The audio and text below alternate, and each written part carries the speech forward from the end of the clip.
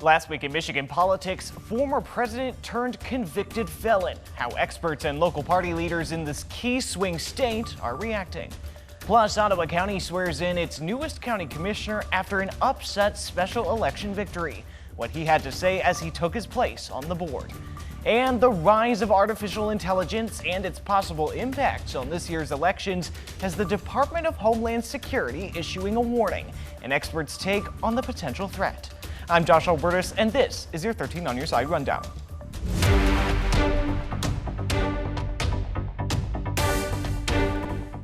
We begin tonight with the historic verdict in the trial of Donald Trump, found guilty Thursday by a New York jury on 34 felony counts of falsifying business records. He is the first former president to be convicted in a criminal case, a conviction he vows to appeal. On Friday, he held a press conference in which he slammed the district attorney, Michael Cohen, their star witness and his former attorney, and the judge. When the government wanted something, they got everything. They got everything they wanted. It was a rigged trial. We wanted a venue change where we could have a fair trial. We didn't get it. We wanted a judge change. We wanted a judge that wasn't conflicted. Trump will be sentenced on July 11th, 4 days before the Republican National Convention. Well, back here in Michigan, we've been poring over the polls, and we got a chance to speak with the heads of both major parties here in Michigan just to get a sense of what the impact could be on the state of the race here in Michigan, as well as the path forward for both parties. I think this really was a sham court case. I think that, we've seen justice at work. Shockwaves across the nation after former President Donald Trump was convicted on 34 felony counts by a New York jury. Back in Michigan, where the race for the presidency is hotter than ever, leaders are responding. The head of the state's GOP calling the case a sham. Now, we've gone to this extreme of using the courts to try to influence an election. Very, very disappointing. State Democrats, however, saying the law prevailed. This is how the American justice system is designed to work. No one is above the law. We saw 12 regular American citizens do work of bringing justice, and they did it. But one area these leaders seem to agree is that Thursday's events are unlikely to change their party's plans for convincing voters. We're going to be talking about policies that will change when Donald Trump is president and how those policies will help and benefit the people of the state of Michigan. We are presenting Michiganders with a very clear choice between Joe Biden, who's had their backs, who's worked hard to bring lower costs to families, to bring jobs to Michigan, and to generally just take care of Michigan citizens and Americans, versus Donald Trump, who very clearly has been running for himself and his cronies and not for the people of Michigan and people of America. But how could the conviction affect voters' views? We looked at the latest Epic MRA poll that asked voters back in February here in Michigan who they would vote for if the election was held that day. Back then, it was 41 Biden, 45 Trump, similar to many of the other close polls we've seen in recent months, recent weeks. That was not with any potential convictions in the question, but when they asked if Trump were convicted of one of the crimes alleged in one of his trials, that switched to 44 Biden, 44 Trump. So as this poll shows, small shift, but still in a state like this, the race couldn't have been tighter. Whether the parties do choose to keep the verdict out of the race, it's possible the magnitude of the jury's historic decision could factor in for some key voters as they go to the ballot box in November.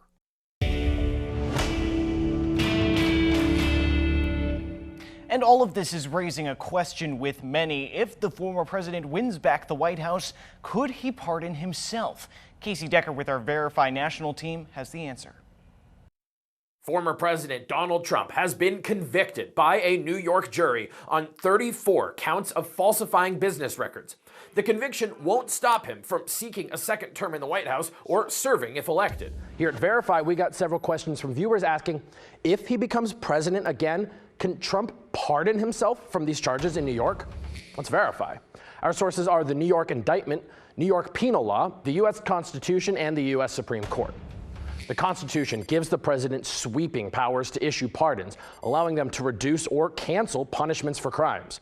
The Supreme Court has ruled that they can issue these pardons at any time after the crime has been committed, meaning they don't have to wait for a conviction. There are only two established limits to this power. 1, the president can't unimpeach somebody, including themselves. 2, the power applies only to, quote, offenses against the United States, meaning federal crimes. Pardons for state crimes go through a different process, which varies by state but often involves the governor or some sort of pardon board. Trump's conviction is for state crimes, not federal. He violated New York penal law, falsifying business records in the first degree. So we can verify, no, Trump could not pardon himself in the New York case if he gets reelected as president. Presidential pardons apply only to federal crimes. Trump is the subject of several ongoing federal criminal investigations, and whether he could pardon himself in those cases is a topic of extensive debate amongst constitutional scholars, one that would potentially have to be settled by the Supreme Court. With your Verify, I'm Casey Decker. And elsewhere in the presidential race, with conflicting ads and statements in recent months, some viewers have been asking us whether former President Donald Trump has actually pushed for a federal nationwide ban on abortion. We verify the latest on his public stance.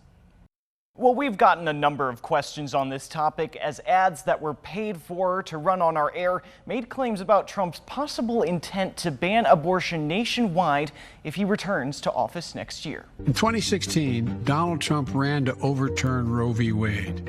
Now, in 2024, he's running to pass a national ban on a woman's right to choose. While we can't verify what a candidate may truly think or feel or want, we can verify what they have said up until this point.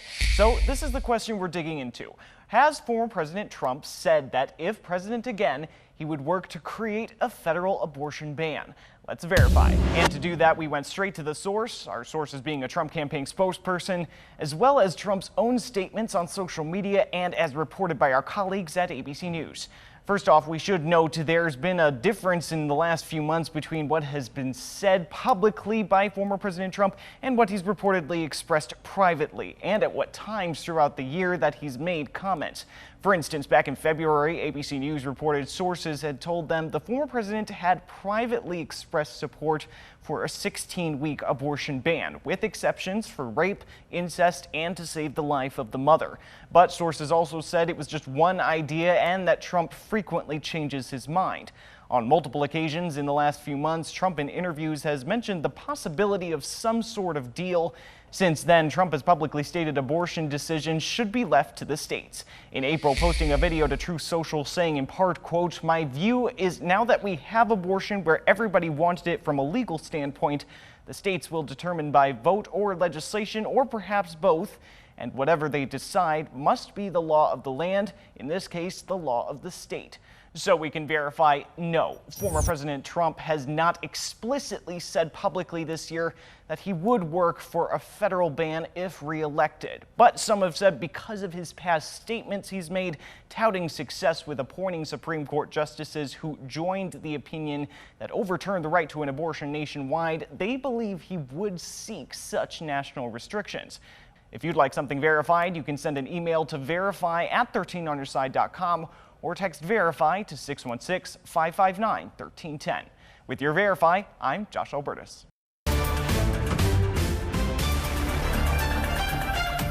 Now to your voice, your vote, and the presidential election. A new warning from the federal government about the potential threat of rapidly changing technologies. We spoke to an expert about the growing concern over artificial intelligence.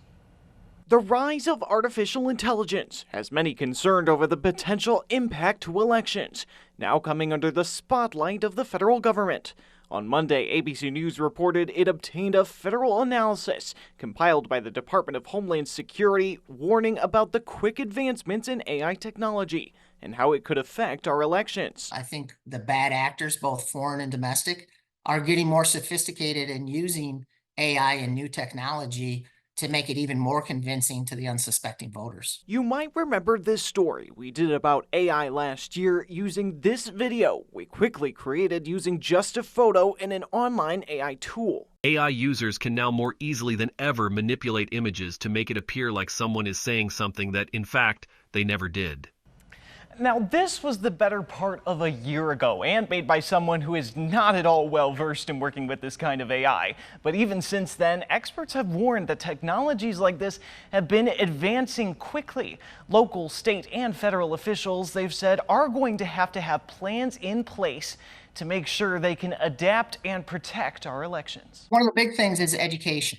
And some of it's mandated by legislation. Another thing clerks are doing and taking on by themselves. For example, clerks partnering with organizations such as Keep Our Republic, doing educational forums out in the community, arming people with good information. In Michigan, lawmakers have already moved to put restrictions on how AI can be used in political advertising, among other election safety measures. The penalties can be severe. The statute allows for civil penalties as well as criminal charges, so you could face jail time for violating these statutes. But beyond the halls of the state capitol, everyday voters will likely need to be vigilant and know whom to trust. Local clerks in every county and city, they are great resources for trusted information, and that's where you need to go to get that information.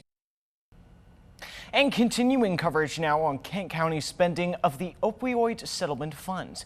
The meeting where they were set to approve their plan for year 1 and year 2 was canceled. 13 on your side's Julie Koharic has been following this for months and explains the delay.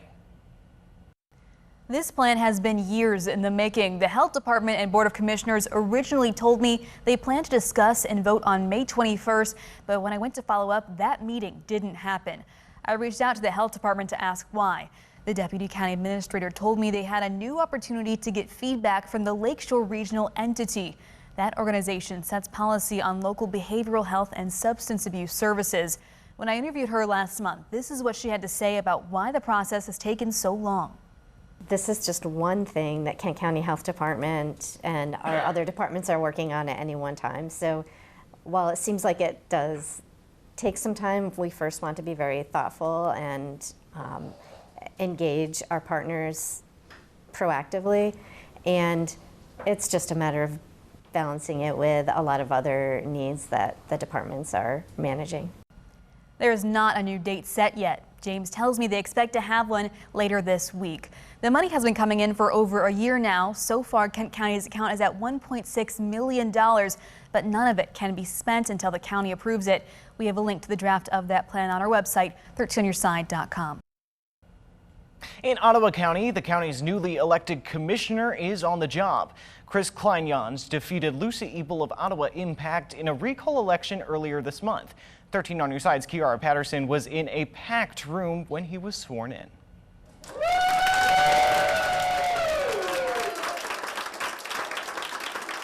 The recall was a stop.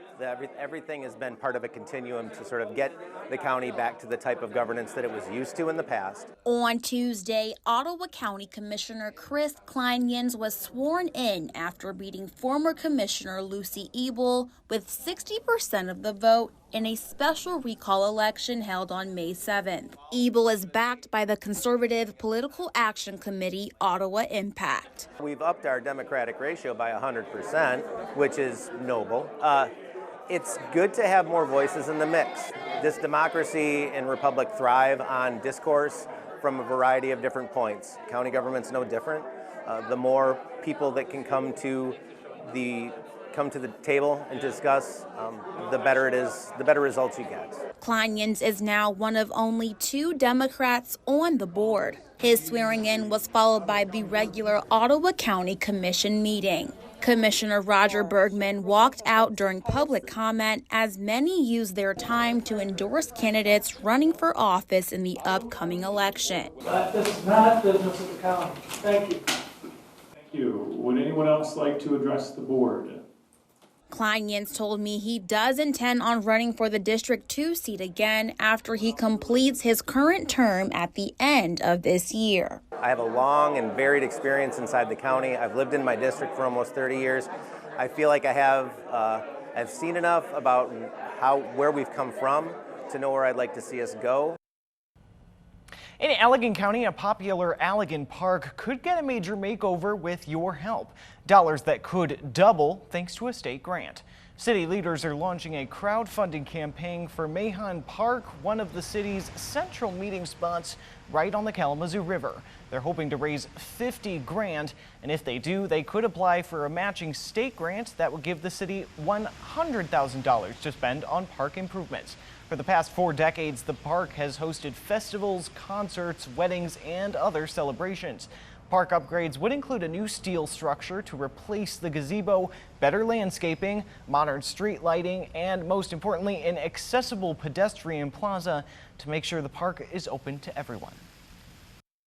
So we're looking forward to putting in that, pedestrian plaza as part of this project, just so people of all mobilities can, enjoy this community jewel. The campaign goes through the end of July. If you're interested in giving, you can go to the website listed on your screen, patronicity.com/Mahon.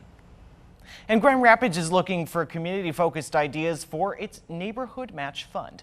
The proposals will be led by people living in Grand Rapids that increase the overall quality of life in neighborhoods.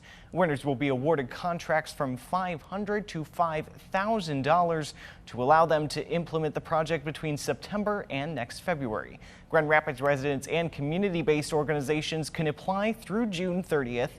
Since it started 7 years ago, the Neighborhood Match Fund has awarded more than $850,000 to 260 projects.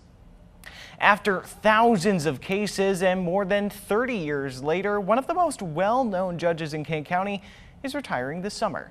Judge Sarah Smolensky says it feels like the right time to retire after first being elected in 1990.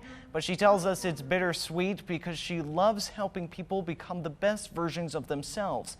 The judge leaves behind a family legacy on the bench, with both her brother and father having served as judges in district courts in the state. She will officially retire on July 15th, and Governor Gretchen Whitmer will appoint her replacement. Issues with consumers' energy meters causing people to be charged extremely high electric bills. The company has been ordered to pay $1 million in fines in connection to those issues and others. We have the story. This was a significant problem for consumers' energy. Faulty meters, estimated billing problems, and delays in new service hookups are all complaints the state's Public Service Commission looked into. The result, a settlement agreement to have Consumers Energy pay a $1 million fine. Utilities have a fundamental job, measuring the amount of electricity used and then accurately billing their customers. There was clearly a failure here, and this $1 million fine and the corrective actions required in the settlement agreement will hopefully ensure that this doesn't happen again. We heard from a number of people in West Michigan last year that said their bills at the time had skyrocketed. They believed it was due to issues with their meters. After they had changed the smart meter, they're estimating it $351 and a penny. I'm trying to pay all my bills, trying to keep food on the table, and it's hard. It's a struggle, but the electricity bill is not making it any easier for me either. While at least some who spoke to us have since had their issues resolved, and the commission recognized consumers' progress on fixing issues, the agreement requires that consumers also take additional steps to improve their performance. In a statement, Consumers Energy responded in part saying it remains committed to doing right by its customers and that they are focused on improving their performance every day. And that's the rundown for your week in Michigan politics. Be sure to keep up with all the top political stories of the day, both on air and online at 13onyourside.com. We'll see you next week.